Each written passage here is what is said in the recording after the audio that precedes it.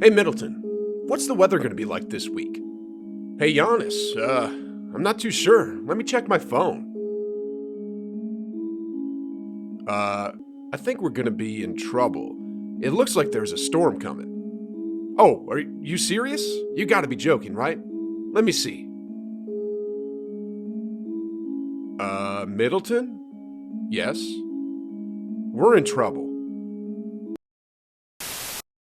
Ladies and gentlemen, despite the current slump that Steph Curry and the crew currently find themselves in, a Golden State Warriors storm is definitely coming. So, currently, the Warriors Hall of Fame trio find themselves playing musical chairs. I mean, first off, in 2020, Draymond Green was the lone star playing with both Curry and Klay out. Then in 2021, Steph came back, but Klay was still out. Then finally, just a little while ago, when Klay finally came back, Draymond went out. Well, in about 2 weeks, this game of musical chairs is finally about to end as the Warriors' dynamic trio finally reunites. Did y'all know that without Draymond in the lineup, Klay is forced out of his natural position a bit? What do I mean? Well, I think Charles Barkley summed it up best when he said to Klay, "I saw you dribble more times in that first game back than I've seen you dribble your entire career. What the hell was up with that?" And then Klay responded, "I don't know, Chuck. I've been playing a lot of one-on-one to get ready for this moment. Draymond Green wasn't out there either. When Draymond's out there, my job is much easier. I can cut off the ball, I play off him, but I'm sure when we are whole again, you'll see me catching and shooting, cutting off the post, and not dribbling so much." Anyway, let's take a look at what these three can do when they're all back on the floor together. Here's Curry. He's about to cut around and use the Draymond screen. Klay, on the other hand, is right here. Because of his elite marksmanship, Danny Green has to stick on him like glue. Watch what happens next.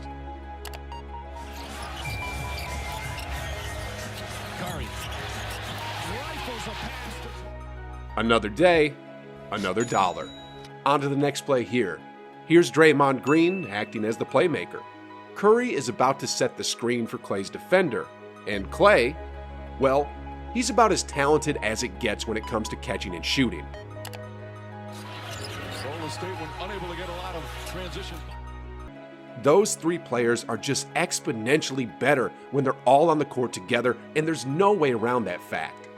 I mean, check out this statistic right here. The trio of Klay, Steph, and Draymond have played a total of 478 games together over the course of their career, and they've won 365 of them, which is a 76.4% win rate. This also happens to be the highest win percentage of any trio in NBA history who've played at least 400 games together. When these three are back together in about 2 weeks, man oh man, other teams are going to be seeing thunderstorms in the Chase Center. Anyway, let's move on here to the next part of this storm.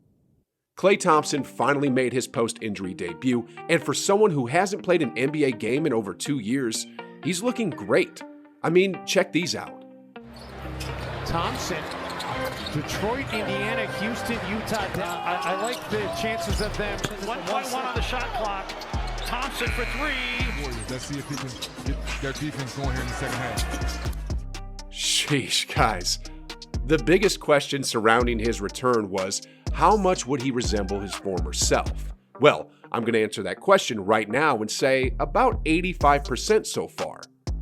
His shooting percentage isn't quite where it used to be, but give it about 10 games or so, and once he gets his rhythm back and figures out how to mesh with his new teammates, things are going to look a lot different. I mean, Andrew Wiggins said it best when he was asked about the chemistry development with Klay and responded, "When we figure it out, it is going to be scary."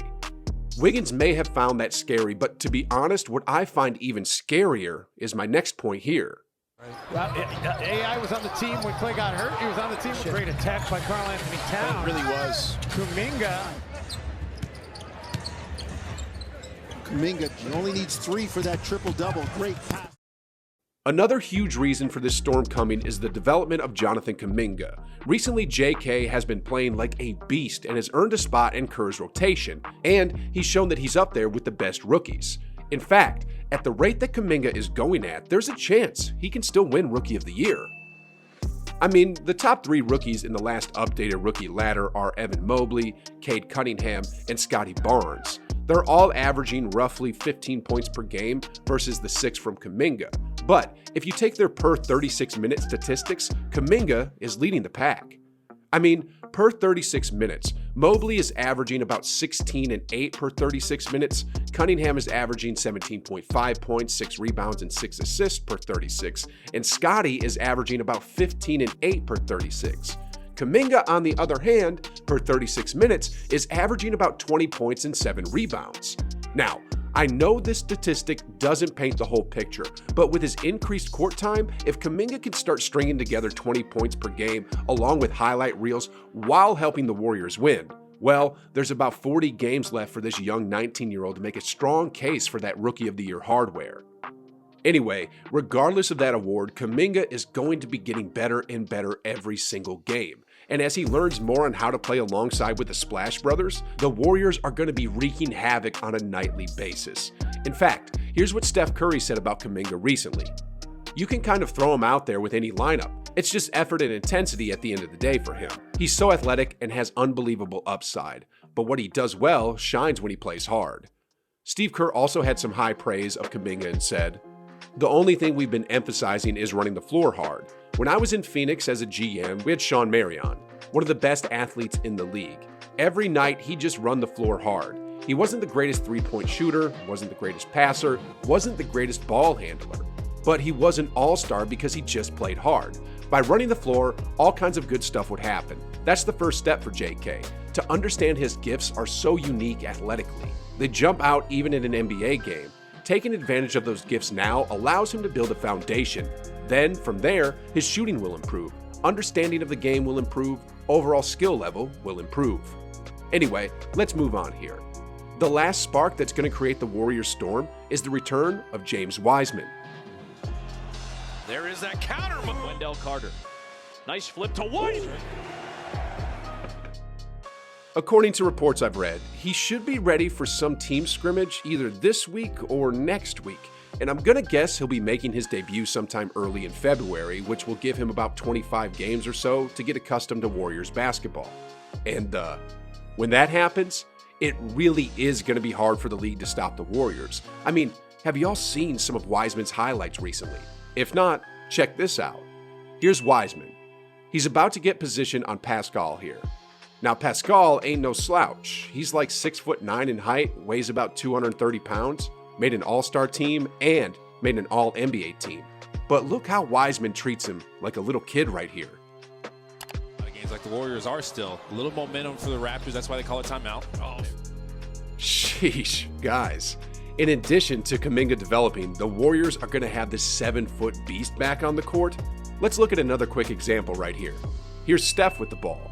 Just like always, he's going to be drawing double teams. But with Wiseman on the floor, that opens up a whole different weapon for Curry to use. Dropping into Wiseman. Perfect. Ladies and gentlemen, the timeline is 2 weeks. In about 2 weeks, Draymond is going to be back, GP2 is going to be back. In about 2 weeks, James Wiseman should be close to making his 2022 debut. Other teams may think the Warriors are in a slump, but quite honestly, all this is the calm before the storm. Speaking of which, have y'all ever wondered what are the top 5 games of Steph Curry's career? I was thinking about that the other day, and the end result was this video right here. My gosh, guys, when Curry comes out of his current slump and has these types of games consistently again, I can't imagine the horrors facing the league. Anyway, just go ahead and click the video, watch it, and like always, I'll be on the other side.